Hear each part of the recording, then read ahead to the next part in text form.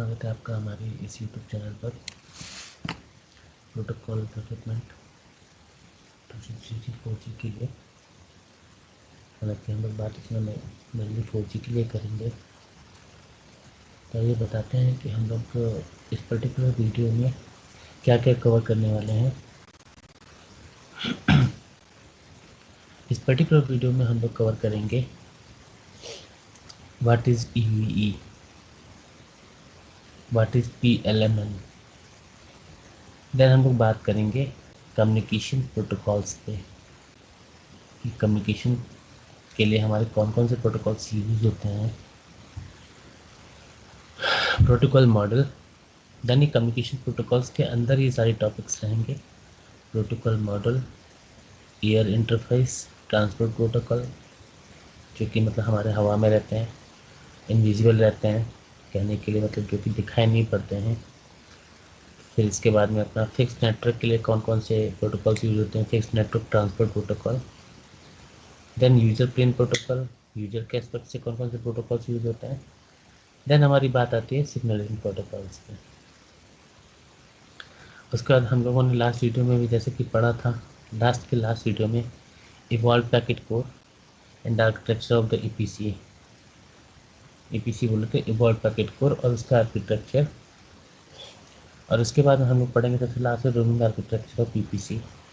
यहाँ पे इन दोनों टॉपिक्स को कवर करना इसलिए ज़रूरी हो गया था क्योंकि आप लोगों को ये सब चीज़ें समझ में आनी चाहिए, सिग्नलिंग प्रोटोकॉल और यूज़र प्लेन प्रोटोकॉल। उसके लिए ये दोनों टॉपिक्स को बताना ज़्यादा ज़रूरी था। तो अगर मैं ये पहले बताऊंगा उसके बाद ही बताऊंगा तो आपको ये दोनों चीज़ें आराम से क्लियर हो जाएंगी। तो आइए शुरू करते हैं। और उससे पहले शुरू करने से पहले मैं आप लोगों से एक बात और ज़रूर बोलना चाहूँगा कि अगर आप लोगों को मेरा वीडियो अच्छा लगे तो प्लीज़ लाइक, सब्सक्राइब और कमेंट ज़रूर करें। Thank you. स्टार्ट करते हैं तब कि यूई क्या होता है एक्चुअली। यूई बोले तो अपना यूज़र इक्विपमेंट मीन्स मोबाइल।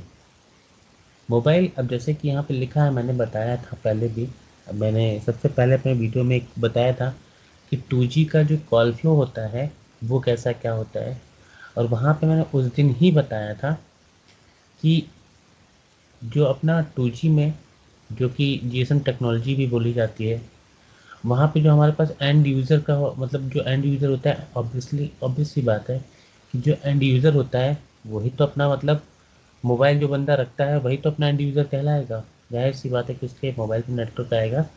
तो मोबाइल रखा हुआ है वो बंदा, अच्छी बात है, कोई एक सिंगल बंदा है तो अगर वो जिसने मोबाइल रखा हुआ है उसके पास मोबाइल इक्विपमेंट है।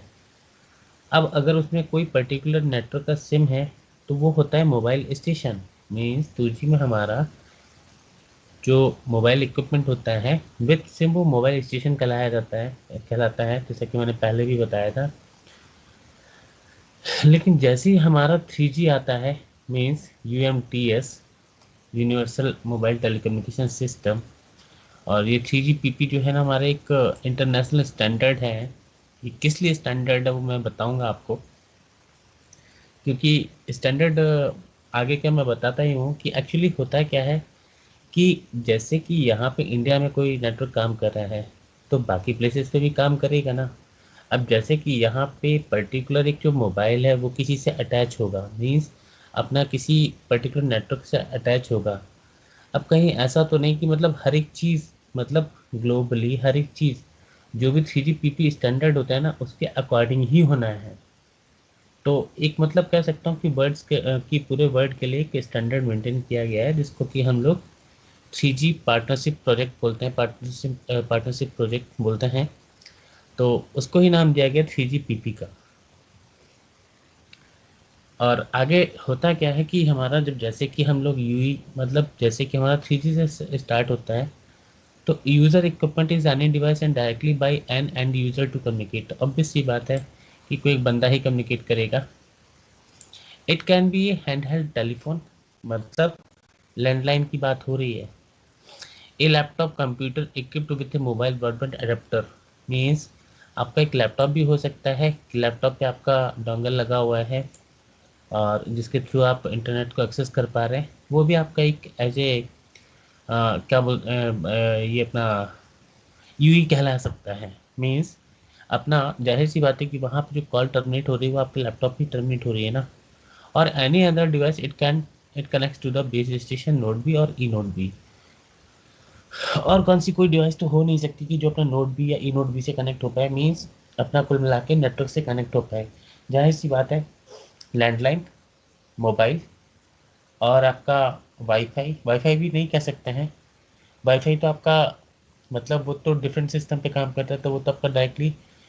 हाँ, अगर आप वो उसकी बात करते हैं कि जो अपना छोटा सा आता है ना एक डिवाइस, इसको बोलते हैं जैसे कि जियो फाइव बोल के बोलते हैं, एयरटेल एक्सट्रीम का भी आता है, वोडाफोन का भी आता है, मतलब उसको जैसे जस्ट एक छोटा सा नेटवर्क होता है, उससे 4-5 डिवाइसेस आप कनेक्ट कर सकते हैं, मैक्सिमम 8-10।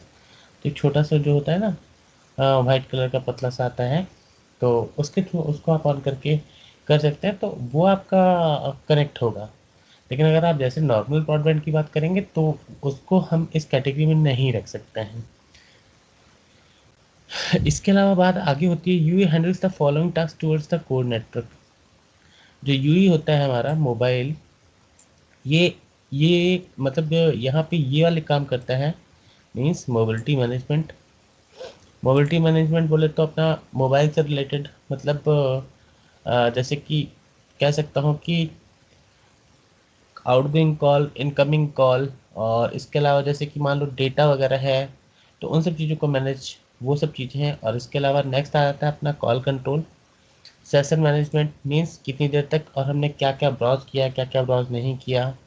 इसके अलावा आइडेंटिटी मैनेजमेंट, मतलब जो हमारा पर्टिकुलर यूई है, जैसे कि हमने अपने सेकंड लास्ट वीडियो में बताया था कि पर्टिकुलर मोबाइल की कुछ ना कुछ तो आइडेंटिटी रहेगी, like I M E I number रहेगा, और उस पर जो एक GUTI नंबर वगैरह होगा। तो वो सब उसके लिए आप मेरा सेकंड लास्ट वीडियो प्रेफर कीजिए। ये डे 7 का वीडियो है, आप डे 5 का वीडियो उठाइए, आपको सब उसमें अच्छे से पता चल जाएगा।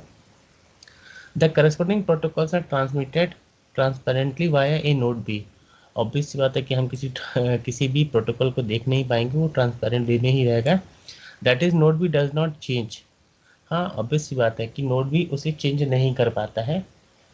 यूज और अंडरस्टैंड द इन्फॉर्मेशन, ना तो वो उसे चेंज कर पाता है, ना यूज कर पाता है, और ना ही समझ पाता है नोड भी, क्योंकि वो हमारा पहली बात तो ट्रांसपेरेंट है, क्योंकि और उसके पास में वो सब चीज़ें होती ही नहीं कि जिससे कि हमारा नोड भी बोले तो बी टी एस बोले तो अपना बेस ट्रांसफर सिस्टम, जो कि 2G में अपना BTS कहलाता है।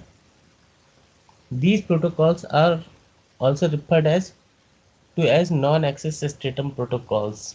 यहाँ पे ये जो हमारे प्रोटोकॉल्स होते हैं उनको हम लोग नॉन एक्सेस स्टेटम प्रोटोकॉल्स बोलते हैं, जिसको कि शॉर्ट फॉर्म में बोला जाता है NAS प्रोटोकॉल्स। यहाँ पे मैं लिखता हूँ, मैं भूल गया था एक्चुअली लिखना, तो यहाँ पे मैं लिखता हूँ ब्रैकेट में NAS प्रोटोकॉल्स। उसके बाद में क्या होता है, the UEG device which initiate all the calls and it is the terminal device in a network. The UE device which initiate all the calls, obvious सी बात है कि यूई हमारा कॉल्स को इनिशिएट करता है, मीन्स अपना मोबाइल ही कॉल्स को इनिशिएट करता है, और वो ही टर्मिनेट करता है कॉल्स को। या तो फिर कह सकता हूँ कि मतलब जैसे कि हमने सेशन वगैरह है, मतलब किसी के साथ हम मतलब अपना ये हो रहा है, क्या बोलते हैं, अपना हम लोग मेंटेन कर रहे हैं, डेटा चला रहे हैं लैपटॉप पे, तो उस टाइम पे वो भी सेशन मैनेजमेंट वगैरह करता है। आगे बढ़ते हैं हम लोग, लेकिन और उसके बाद हम बात करते हैं what is PLMN। PLM PLMN जो होता है कि public land mobile network is a combination of wireless communication services offered by a specific operator in a specific country. जो PLMN जो होता है अपना, वो नॉर्मली मतलब कह सकता हूँ कि नेटवर्क है। ए PLMN typically consists of several cellular technologies like GSM, 2G, UMTS, 3G, and LTE offered by a single operator within a given country, often referred to as a cellular network। हाँ, PLM जो है अपना normal भाषा में हम समझें तो एक सेलुलर नेटवर्क ही है। और इसको हम लोग इसका क्या एग्जैक्टली मीन होता है बताता हूँ मैं। In the network selection procedure, जब हम लोग नेटवर्क सेलेक्ट करते हैं, करने की कोशिश करते हैं, तो then the mobile selects a public land mobile network, then it will register with. तो होता है क्या है कि जब हम लोग मतलब हमने मोबाइल ऑन किया तो अपना मोबाइल इसके साथ में कनेक्ट होता है। To start the procedure the mobile equipment interrogates the U SIM. तो होता क्या है कि अपना यू सिम, जैसे कि हम लोग 2G में सिम को सिम ही बोलते हैं, सब्सक्राइबर आइडेंटिफिकेशन मॉड्यूल। तो यहाँ पे हमारा LTE में या 3G में हम लोग सिम को यू सिम बोलते हैं। ठीक है, जैसा कि मैंने पहले भी बताया है, and retrieves the globally unique temporary identity. जैसे कि मैंने आप लोगों को सेकंड लास्ट वीडियो में बताया था कि GUTI अपनी कैसे क्या जनरेट होती है। तो वो जनरेट जो होती है वो जो कि आपकी 80 बिट की होती है, that it was using when last switched on. तो होता है कि जो आपकी जो ये जो होती है ना GUTI गुटी, वो क्या करती है, उससे पता चलता है कि लास्ट में आपका मोबाइल कब ऑन हुआ था और उसका ट्रैकिंग एरिया कोड क्या था और वो कहाँ पे रजिस्टर था। From these quantities it can identify the corresponding network which is known as the registered PLMN। इन सब चीज़ों से ये पता कर पाता है कि मतलब ये पर्टिकुलर कि जो अपना पर्टिकुलर PLMN कहलाता है। The mobile runs the CSG। Mobile के साथ में क्या होता है, CSG बोले तो अपना closed subscriber group and self selection procedure. Self selection procedure का क्या होता है कि जैसे कि जो अब देखिए एक जनरल सा एक फंक्शन मैं बताता हूँ कि अगर जहाँ पे मान लीजिए आप किसी भी नेटवर्क पे लैच हैं, जिस नेटवर्क पे सपोज मान लीजिए आपके पास 2G 3G 4G तीनों ही नेटवर्क अवेलेबल है वहाँ पे जहाँ पे आप खड़े हैं, और वहाँ पे जो स्ट्रॉन्ग नेटवर्क होगा ना, आपका मोबाइल उसी स्ट्रॉन्ग नेटवर्क को ही सिलेक्ट करेगा। उसका रीज़न ये होता है ना कि यही तो काम है अपना PLMN का। In the hope of finding a suitable cell that belongs to the registered PLMN, the mobile runs the CSG and cell selection procedure. मतलब यहाँ पे अपने आप ही ये सेल सिलेक्शन प्रोसीजर चलता रहता है in the hope of finding a suitable cell that belongs to registered PLMN। ठीक है, if the mobile can not find the registered PLMN then it scans all the LTE carrier frequencies. मतलब जो अगर हमें एक कोई सूटेबल नहीं मिलता है ना, सूटेबल नेटवर्क नहीं मिलता है, देन अपने आप क्या करता है कि ये सारे LTE कैरियर फ्रीक्वेंसीज को स्कैन करना स्टार्ट करता है and identifies the network that it can actually find. और बाद में आइडेंटिफाई करता है कि हाँ, कि हमें किसके साथ कनेक्ट होना था। To do this the mobile uses the acquisition procedure to find the strongest LTE cell on each frequency. देखिए मैंने बताया ना आपको, जैसे कि मैंने यहाँ पे बोला था अभी कि जो स्ट्रॉन्गेस्ट नेटवर्क होता है उसी को ही ये सेलेक्ट करता है। तो ये अपना PLMN का काम है। मीन्स PLMN का काम इतना ही है कि स्ट्रॉन्गेस्ट नेटवर्क को सेलेक्ट करना। आगे बढ़ते हैं हम लोग। ये कम्युनिकेशन प्रोटोकॉल्स के अंदर हमारा एक चीज़ आती है, protocol model. Each of the interfaces is associated with the protocol stack which is the network elements used to exchange data and signaling messages। ठीक है, जो भी हमारा इंटरफेस होता है वो एक प्रोटोकॉल स्टैक के अंतर्गत आता है, जो which the network elements use to, जो कि नेटवर्क अपना नेटवर्क एलिमेंट यूज करते हैं डेटा एक्सचेंज करने के लिए और सिग्नलिंग मैसेज के लिए। ये figure shows the high level structure of those protocol stacks। इसका हाई लेवल स्ट्रक्चर ये दिखा रहा है यहाँ पे। The protocol stack has two planes. यहाँ पे देखिए टू प्लेन्स है, यूजर प्लेन एंड ये होता है आपका कंट्रोल प्लेन। ठीक है, protocols in the user plane handle data, protocols in the user plane handle data that area of interest to the user. ये जो पर्टिकुलर प्लेन होता है यहाँ पे आप क्या मतलब आप किस टाइप का मतलब क्या क्या कर रहे हैं एग्जैक्टली जो कि आपका एरिया ऑफ इंटरेस्ट में मतलब डिपेंड करता है कि आप वीडियो देख रहे हैं, क्या कर रहे हैं, आप मेल कर रहे हैं या जो भी है वो आपके ऊपर डिपेंड करता है, ये उस पर डिपेंड करता है। Well protocols in the control plane handle signalling message. यहाँ पे क्या होता है कि ये सिग्नलिंग मैसेज को हैंडल करता है,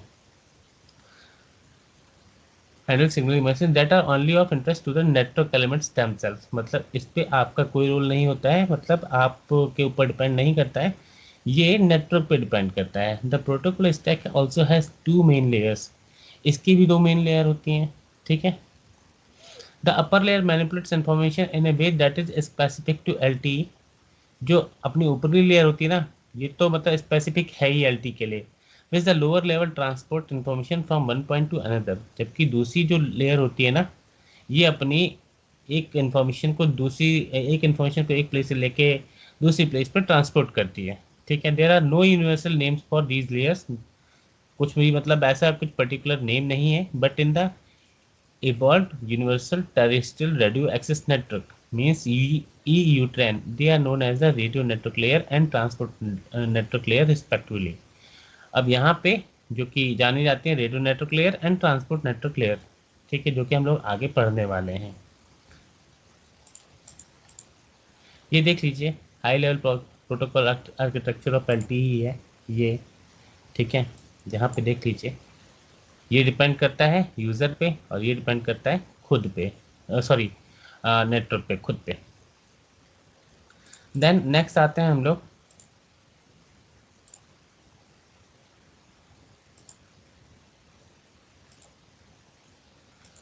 हाँ, प्रोटोकॉल मॉडल में ये देखिए प्रोटोकॉल मॉडल आ गया।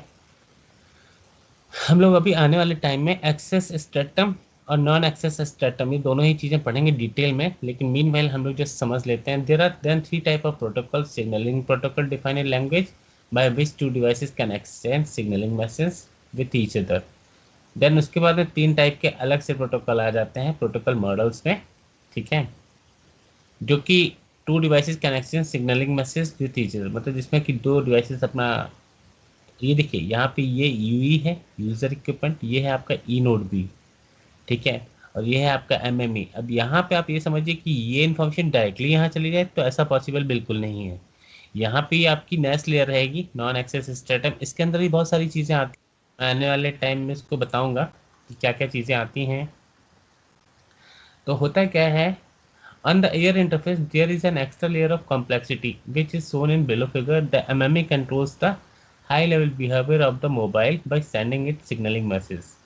जो MME होता है ना, वो अपना कंट्रोल करता है high level behaviour of the mobile by sending it signalling message, मतलब MME सिग्नलिंग मैसेज भेज के इसको कंट्रोल मतलब करता है। ठीक है, however there is no direct path between the MME and the mobile. देखिए जैसा कि मैंने बताया कि ये डायरेक्टली यहाँ पे ऐसे कम्युनिकेट नहीं कर सकता और कोई पाथ होता भी नहीं है।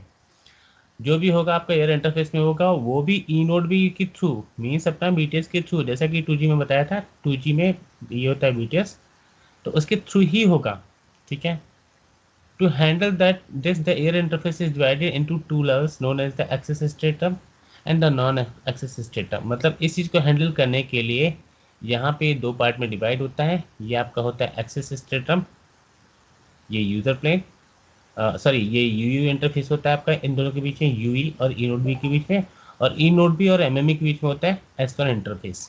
ठीक है, उसके बाद में बात आती है यहाँ पे, जबकि ये जो एनएएस जो नेक्स्ट लेयर होती है ना, नॉन एक्सेस स्ट्रेटम, ठीक है, नॉन एक्सेस स्ट्रेटम ये तीनों के लिए मतलब सेम ही होता है, लेकिन फिर भी ये कम्युनिकेशन आपस में ऐसा नहीं कि आपस में कम्युनिकेट कर लेंगे, मतलब एमएमई से डायरेक्टली यहाँ चला जाएगा, ऐसा बिल्कुल नहीं होगा। The high level signalling message lie in the non access stratum and are transported using the access stratum protocol of the S one and Uu interface. जैसा कि बताया मैंने आपको, यहाँ पे यूयू इंटरफेस रहता है और यहाँ पे आपका एस1 इंटरफेस रहता है। आगे बढ़ते हैं हम लोग, यहाँ पे ये हमारे कुछ प्रोटोकॉल्स हैं, फिजिकल मैक, आरएलसी, पीडीसीपी, आरआरसी। ठीक है, पढ़ते हैं हम लोग आगे। ये भी हमारा कम्युनिकेशन प्रोटोकॉल्स के अंतर्गत ही आता है, air interface transport protocol. The air interface officially known as the Uu interface. ठीक है, यूयू इंटरफेस बोले तो अपना मोबाइल से ई नोड बी के बीच में, देखिए लिखा है lies between the mobile and the base station. Below figure shows the air interface transport protocol starting at the bottom. यहाँ पे यहाँ से स्टार्ट होता है, यहाँ से नेक्स्ट लेवल पे जाता है, मीन्स यहाँ से स्टार्ट होता है, यहाँ से नेक्स्ट लेवल पे जाता है। Physical layer contains the digital and analogue signal processing function that the mobile and base station use to send and receive information. यहाँ पे फिजिकल लेयर के पास में डिजिटल और एनालॉग दोनों इन्फॉर्मेशन होती है, जो कि ट्रांसफर करता है अपना E node B to mobile and mobile to E node B. That's it. The physical layer is described in several specifications that are the most important. The next 3 protocols make up the data link layer, layer 2 of the OSI model। OSI model अभी हम लोग आगे पढ़ेंगे। The medium access control MAC layer, यहाँ पे देखिए physical layer, MAC layer, RLC layer और PDCP मतलब मीडियम एक्सेस कंट्रोल। मैक का फुल फॉर्म होता है medium access control protocol, carries out low level control of the physical layer. Means यहाँ पे इस मैक लेयर का काम क्या है वो भी बताया जा रहा है। The next three protocols make up the link data link layer two of the OSI model. MAC protocol carries out low level control of the physical layer, मतलब मैक लेयर का आपका लो लेवल का control रहता है physical layer पे, particularly by scheduling data transmission between the mobile and the base station। Means mobile और base station के बीच में लो लेवल का कंट्रोल रहता है। The radio control the radio link control RLC protocol maintains the data link between the two devices. ठीक है, RLC layer जो होती है ना वो अपनी यहाँ पे डेटा लिंक अपना मेंटेन करता है बिटवीन द टू डिवाइसेस। ठीक है, for example by ensuring reliability delivery for data streams that need to arrive correctly. मतलब यहाँ पे ये है कि जैसे कि सपोज आप लोग मान लीजिए कोई आप सपोज आप चलिए मैं मानता हूँ कि रात को आप 2 बजे बैठ के आप कहीं पर्टिकुलर साइट पास में ही है और उस पर आप कोई ब्राउजिंग कर रहे हैं। ऐसा तो हो सकता है कि कोई आपकी मतलब पर्टिकुलर मतलब 2 GB की मूवी आपकी 10 मिनट में डाउनलोड हो जाए, बट क्या ऐसा पॉसिबल है कि 2 GB की मूवी आपकी जस्ट 1 मिनट के अंदर डाउनलोड हो जाए? नहीं। ये सडनली आपको डेटा बहुत खतरनाक स्पीड से मिलने लगे और सडनली आपका डेटा बहुत मतलब कह सकता हूँ कि बहुत रुक रुक के आने लगे, जबकि आप साइट के पास में ही है। ऐसा पॉसिबल कभी नहीं होगा। तो आरएलसी लेयर का काम इतना ही है कि जो डेटा आ रहा है ना आपको वो अप्रोप्रिएट वे में आए, कुछ प्रॉब्लम ना हो, मतलब ना ज़्यादा और ना ही कम। For data, finally the Packet Data Convergence Protocol (PDCP). Packet Data Convergence Protocol carries out higher level transport function that are related to header compression and security। मतलब इसका क्या काम होता है कि जैसे कि मान लीजिए सपोज एक छोटा सा फंक्शन मैं बोलता हूँ कि अगर हमने कहीं पे किसी को मतलब कोई पैकेट भेजा, पैकेट जैसे कि मान लीजिए सपोज हमने किसी को कोई लेटर भेजा तो हम लेटर को बंद करके ही आगे भेजेंगे ना। ऐसा तो बिल्कुल नहीं होगा कि लेटर को हम ओपन करके ही भेज देंगे और आराम से सामने वाला पढ़ेगा। तो बस वही काम यहाँ पे पीडीसीपी का होता है। Means packet data convergence protocol carries out higher level transport function that are related to header compression, मतलब हेडर कंप्रेशन मतलब लेटर को बंद किया गया, एंड सिक्योरिटी, और सिक्योरिटी के पर्पज से हमने उसको भेजा ताकि सामने वाला बंदा उसको जब रिसीव करेगा तो उसको ओपन करेगा, और उसको पहले रिसीव करेगा उसके बाद ओपन करेगा, तभी उसको पढ़ेगा। करेक्ट, तो ये फंक्शन होता है इसका। खैर आगे बढ़ते हैं हम लोग। नेक्स्ट आता है fixed network transport protocol. The interface in the fixed network use standard IETF internet engineering task force transport protocols which are shown in below figure. Below figure भी देख लेते हैं, ये आपका बिलो फिगर है। ठीक है, each interface is routed across the underlying transport network, so it uses protocols from layer 1 to 4 of the OSI model. At the bottom of the stack, the transport network can use any suitable protocol for layer 1 and 2, such as Ethernet, often supported by another protocol known as MPLS, sub multi-protocol label switching। देखिए ये आपकी 4 layer है यहाँ पे, Ethernet यहाँ पे internet protocol, then आपका ये आता है यूजर डेटाग्राम प्रोटोकॉल, यहाँ पे आ जाता है ट्रांसमिशन कंट्रोल प्रोटोकॉल, और ये आपका आ जाता है SCTP protocol, stream control transmission protocol. ये जो आपका GTP-v1 है ना, ये इसका GTP बोले तो GPS टनलिंग प्रोटोकॉल। ठीक है, यहाँ पे जो फिक्स नेटवर्क ट्रांसपोर्ट प्रोटोकॉल है ना, तो कह सकता हूँ टनल, मतलब टनल तो एक आप समझ सकते हैं कि एक छोटा सा मतलब एक पाइप टाइप का आप मान सकते हैं, वही है ना। तो यहाँ पे 2G में क्या होता था कि GTP का वर्जन 0 यूज होता था। अब यहाँ पे ये यूज़र प्लेन है इसलिए GTP वर्जन 1 एंड यू लिखा हुआ है क्योंकि आपका 4G है, और यहाँ पे GTP वर्जन 2 ये लिखा है कंट्रोल प्लेन। ठीक है, उसके बाद में ये जो आपका इंटरफेसेस होते हैं S1 एंड X2, ये ऑलरेडी आपको पता ही होगा, जैसा कि मैंने आपको पहले यहाँ पे भी दिखा देता हूँ मैं आपको। ये देखिए S1 एंड X2 इंटरफेस जो आपका होता था ना, क्या बोलते हैं अपना X2 इंटरफेस, एक मतलब आपका ई नोड बी से दूसरे ई नोड बी के बीच में जो आपका X2 इंटरफेस होता था, यहाँ पे वही बताया गया है। ठीक है, ये देखिए, ये है आपका एक्स2 इंटरफेस, यहाँ पे मेंशन किया हुआ है मैंने।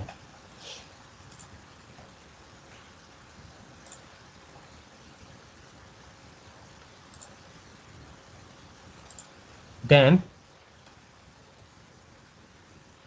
Every network element is then associated with an IP address. सारे एलिमेंट्स के पास में बताना एक आईपी एड्रेस रहता है। And then transport network uses the internet protocol to route information from one network element to another. ठीक है, मतलब जो अपना यहाँ पे क्या होता है कि ये इंफॉर्मेशन को रूट करता है एक पर्टिकुलर प्लेस से अदर प्लेस पे। जो एल सपोर्ट करता है ना, बोथ वर्जन, पहले भी मैंने बताया था कि IPv4 and IPv6 both version को सपोर्ट करता है L. For this, for this task, in the evolved packet core means EPC, support of IP version 4 is mandatory and support of version 6 is recommended। मतलब IP version 4 को recommendatory है और इसके अलावा IP version 6 जो है आपका वो रिकमेंड किया जाता है। While the radio access network can use either or both of the two protocols। मतलब आप चाहें तो मतलब दोनों प्रोटोकॉल्स यूज कर सकते हैं या आइदर कैन यूज आइदर और both of the two protocols, मतलब यहाँ पे दोनों प्रोटोकॉल्स को आप आराम से यूज कर सकते हैं। Above IP there is a transport layer protocol across the interface between each individual pair of network elements. Three trans three transport protocols are use. The user datagram देखें, यहाँ पे जो हमने बताया था डायग्राम में आपको कि ये देखिए, यहाँ पे हम लोग बात अभी भी वही कर रहे हैं। यहाँ पे प्रोटोकॉल, ट्रांसपोर्ट प्रोटोकॉल हमने कौन कौन से यूज किए हैं वो देखने हैं। लेकिन ये यूज़र प्लेन है आपका, ये कंट्रोल प्लेन है, इसमें पूरे में आपका चेंजेस रहेंगे। ये आपका यूज़र प्लेन यहाँ तक ही है ये, लेकिन ये आपका है यूज़र डेटाग्राम प्रोटोकॉल। ठीक है, ये आपका आईपी ऑब्वियसली होता है, आईपी तो रहेगा ही रहेगा, और ईथरनेट रहेगा तभी तो आपका नेट चलेगा। आईपी मतलब कह सकता हूँ आईपी तो दिया ही उसी बेसिस पे जाएगा। तो ये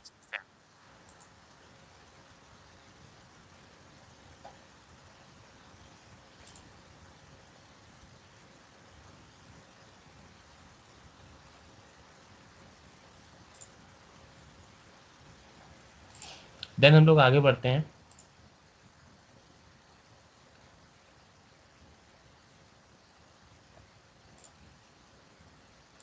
यहाँ पे क्लियर हो गया पॉइंट। देन हम लोग आगे बढ़ते हैं, यूज़र प्लेन प्रोटोकॉल। हम लोग एक काम करते हैं कि हम लोग बाकी ये जो चीज़ें हैं हम लोग नेक्स्ट वीडियो में कवर करते हैं, क्योंकि हमारा मतलब इससे वीडियो बहुत ज़्यादा बढ़ जाएगा और आप लोगों को भी देखने में शायद प्रॉब्लम होगा। तो हम लोग ये बाकी जो टॉपिक्स हैं ना, ये नेक्स्ट वीडियो में कवर करते हैं गाइस, तो देखना मत भूलिएगा। थैंक यू, और प्लीज़ लाइक और सब्सक्राइब करना मत भूलिए। और अगर आप लोगों को कुछ भी डाउट है तो मेरी मेल आईडी मैंने दी हुई है, मैं फिर से आपको दिखा देता हूँ। मेल आईडी जो है मेरे पास, मैंने बाकी वीडियोज़ में भी आप लोगों को बताया है, आप उस पर मुझे पिंग कर सकते हैं, classes.online@gmail.com। देखिए मैं आपको जूम कर देता हूँ इसको, देखिए अभी आप लोगों को क्लियर हो पा रहा होगा मेरे ख्याल से। classes.online@gmail.com, आप इससे मुझे मेल कर सकते हैं, कोई प्रॉब्लम नहीं है गाइस। Thank you.